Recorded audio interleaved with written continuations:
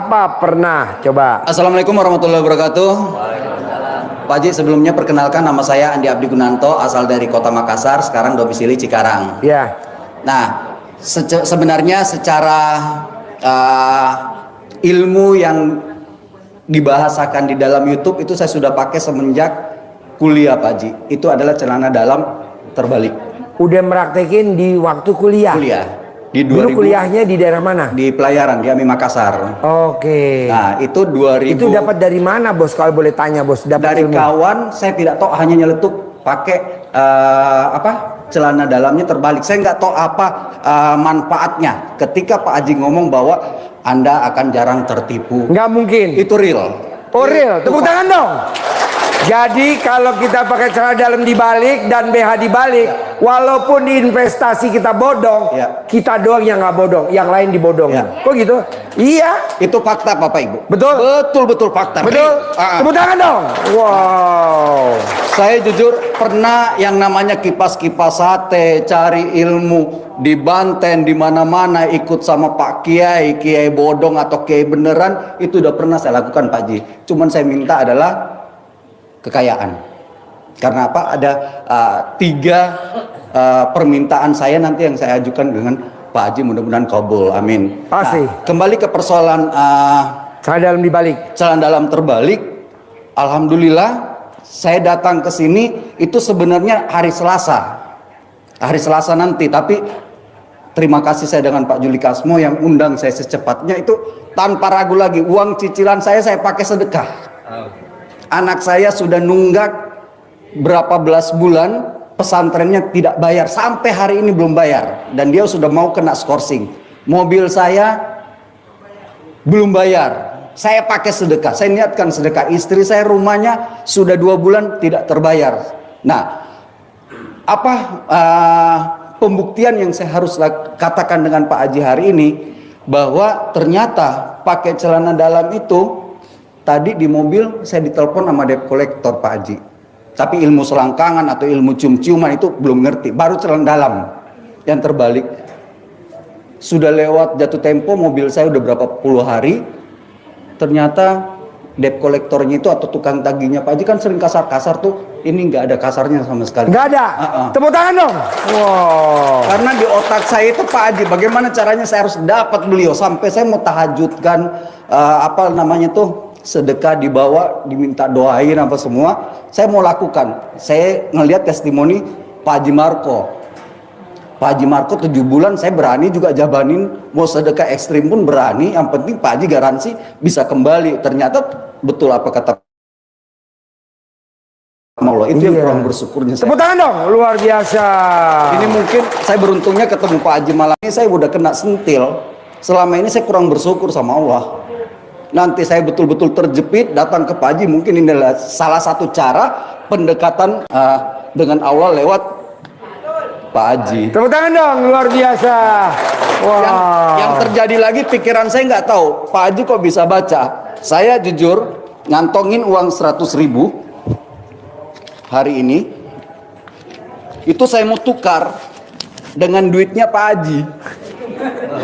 Supaya apa? Mudah-mudahan duitnya Pak Haji bisa narik. Ternyata nggak ditukar.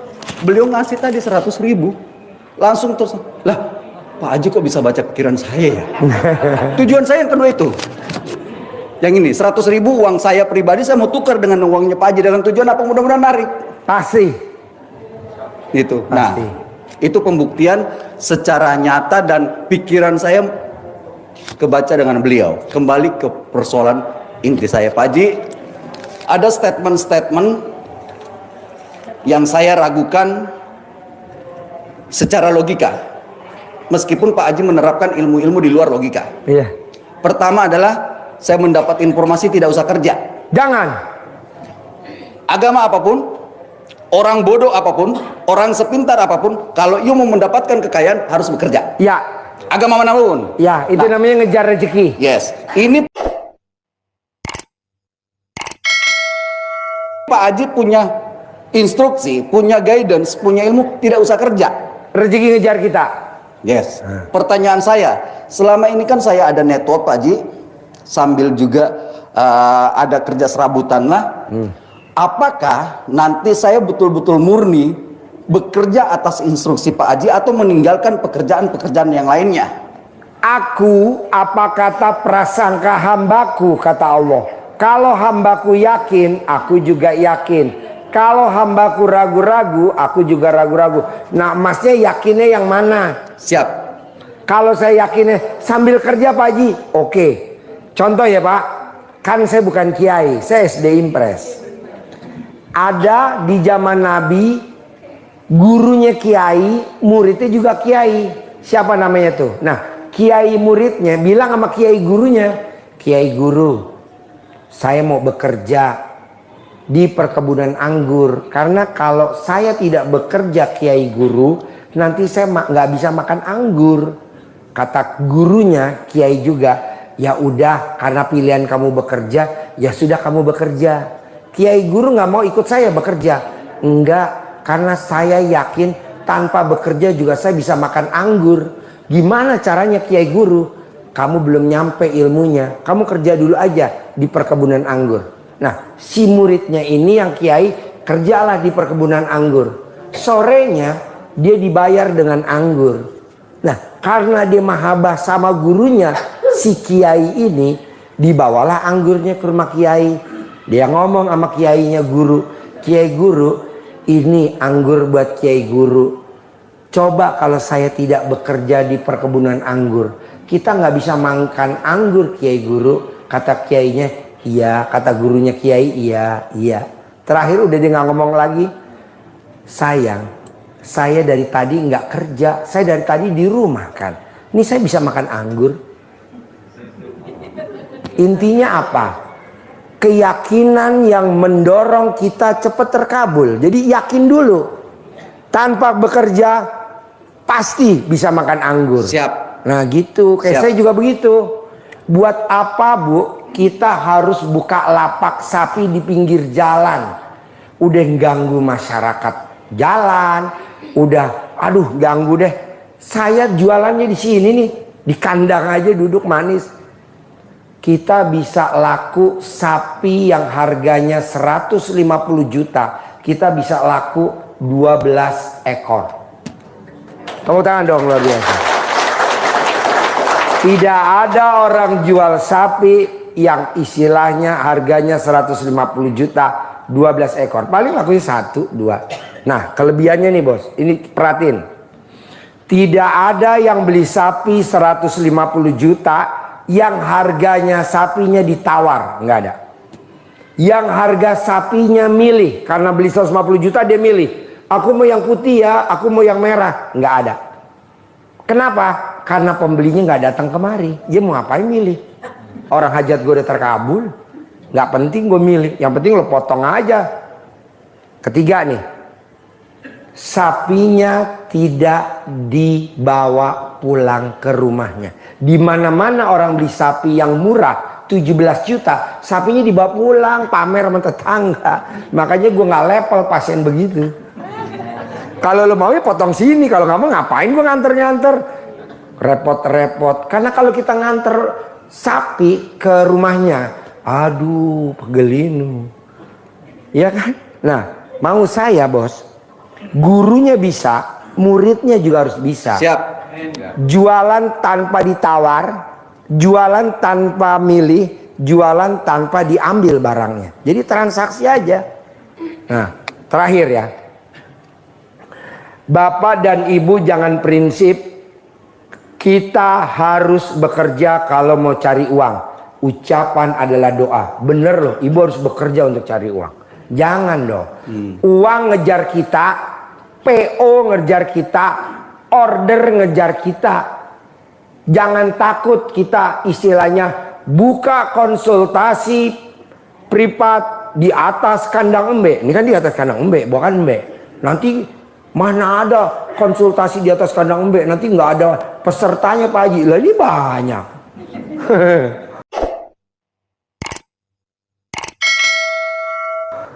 Apa ini saya undang Bapak dan Ibu? Enggak. Siapa saya ngundang?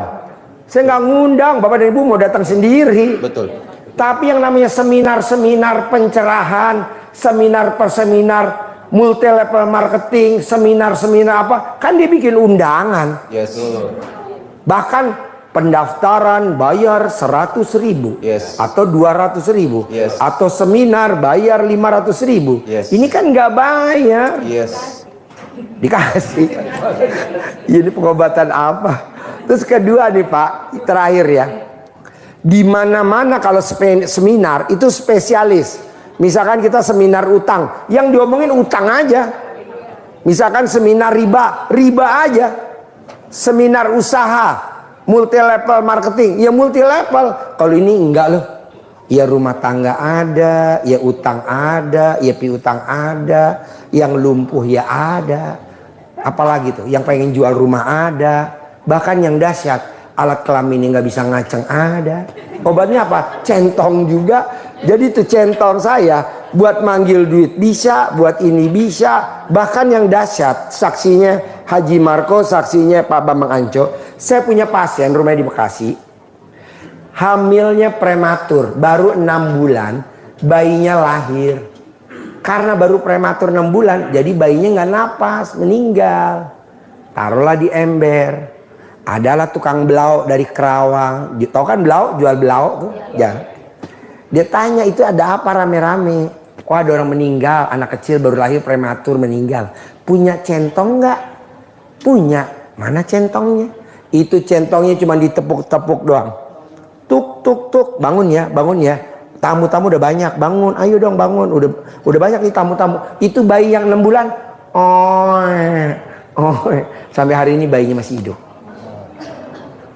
Maksud saya, jangan yakin sama centongnya, yakinnya sama Allah. Yes. Itu hanya wasilahnya aja, Yes. hanya perantaranya aja. Makanya Bapak dan Ibu, kenapa hajatnya lemot? Karena Bapak dan Ibu kalau datang ke RDAI, terutama ke masjid, Bapak dan Ibu ngomongnya begini. Makanya lemot hajatnya. Bukan nggak terkabul ya, terkabul tapi lemot. Yang bagus nggak begini. Ibu dan Bapak kenapa lemot? Karena ngomongnya begini. Anak yatim, doain bunda ya, biar utang bunda lunas. Nggak boleh Bu, itu ibu udah ngebebanin anak kecil. Jadi harusnya ibu langsung hutang lunas. Nanti anak yatim, amin. Jadi doanya pesawat, ibaratnya doa pesawat, amin anak yatim roket. Jadi jangan anak yatim, doain bapak ya, biar aset bapak jangan dilelang ya minggu ini. Kata Allah, itu kan anak kecil, kenapa dibebanin? Jangan dong. Jadi gimana Allah? Kamu langsung minta ke aku dan nanti diaminin sama dia. Kita kan kebanyakan kalau datang ke Ustadz atau ke Habib, Habib doain saya ya Habib. Kata Allah, mintanya ke gue goblok, ngapain minta sama dia? Dia aja masih ada cicilan. Ya kan? Mau saya minta doa yang masih ada cicilan. Cicilan apa? Toko material pembangunan pesantren yang belum lunas. Ngapain? Jadi bapak dan ibu langsung mintanya ke Allah, anak yatim ngaminin. Yang lebih manjur lagi, usap kepalanya, cium keningnya anak yatim. Tapi kan bapak-bapak kebanyakan yang diusap dan kepalanya cium keningnya kan ibu yatim. Itu yang lemot. Harusnya anak yatim. Kalau ibu yatim tuh bonus. Hah? Kebalik. Harusnya anaknya. Itu maunya saya. Tapi kan bapak saya intip ibu yatim. Kalau cium tangannya gimana Pak Haji? Ya, jadi yang paling manjur 100%. Jangan sampai tangan kita dicium anak yatim. Tapi tangan anak yatim dicium sama kita. Kalau nggak percaya, saya tahunya ini juga tahun 2011 yang lalu. Kenapa ya kok orang Arab Mekah, Ka'bah waktu pada di askar-askar tuh pada saat anak yatim lewat kok dicium tangannya sama askar-askar. Sampai dia ngomong gini, nanti kalau mau nyium batu ajar aswad kabari kita ya, kita nanti bikin pagar betis. Saya tanya, Mister, kok ini dimuliain bener nih anak yatim? Oh iya, karena ini anak yatim, anak-anak yang dicintai Nabi. Sekarang zamannya udah gak ada nabi, adanya anak yatim. Apalagi nih anak yatim dari luar negeri datang ke sini khusus untuk umroh khusus untuk haji, khusus untuk ziarah ke makamnya Nabi. Jadi kita harus hormat. Bapak coba lihat, tidak ada di dunia anak yatim kecil-kecil 3 tahun, 4 tahun, 5 tahun, 6 tahun, 7 tahun berangkat umroh punya paspor. Hanya ada di Indonesia ya di RDI aja. Makanya kalau kita di pesawat Pak, nanti Bapak dan Ibu nanti kalau anak yatim berangkat umroh paksain ngikut. Kalau nggak bisa paksain nitip hajat. Untuk apa? Jadi nanti pada saat naik pesawat kan kita kebetulan kalau umroh tuh pakai travelnya yang bonafit. Bukan travel abal-abal, namanya maktur. Kita selalu berangkat pakai travel maktur. Nah, pada saat di pesawat Garuda di atas, itu awannya di bawah, pesawatnya di atas. Kita ijab Pak di atas pesawat. Nah, apa hajatnya Bapak? Tuker tambah suami. Langsung diaminin di langit. Amin. Langsung itu goyang di awan. Wush. Pokoknya Pak, nanti kita kan pasti berangkat anak yatim umroh tuh pasti. Nah, Bapak dan Ibu bisa sebagai relawan atau volunteer. Karena kan yang jagain anak yatim kan nggak ada, bukan kita. Yes. Nah, kita kasih kesempatan Bapak dan Ibu yang mau jadi volunteer. Bisa gak di seruangan jadi volunteer? Bisa. Syaratnya apa?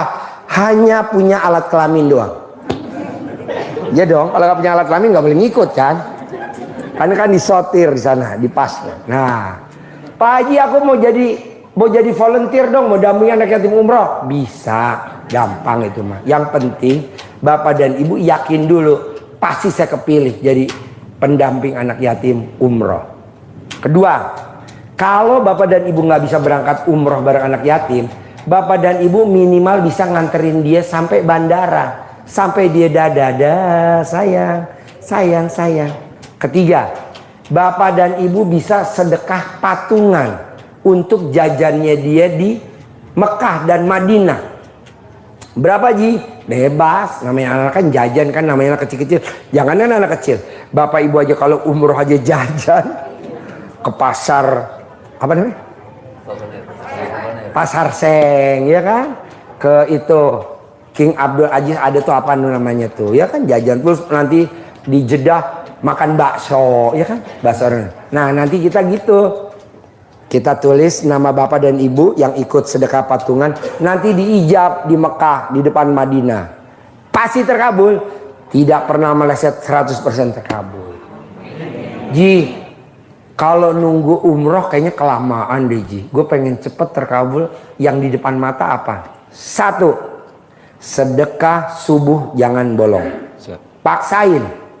Sedekah Jumat barokah jangan bolong. Paksain. Terakhir, sholat ba'diyah qobliyah jangan bolong. Kok nggak sholat wajib? Kan sholat wajib udah kewajiban, jangan dibahas. Ini yang nggak wajib aja, tapi mendorong kita cepat terkabul. Apa tuh? Sholat ba'diyah qobliyah, sedekah subuh sama sedekah Jumat barokah. Coba praktekin. Nggak sampai lamanya umur kita, ada aja satu-satu terkabul. Ji, mulai kapan Ji? Terserah, mulai besok pagi. Paksain, paksain, paksain. Nah, terakhir,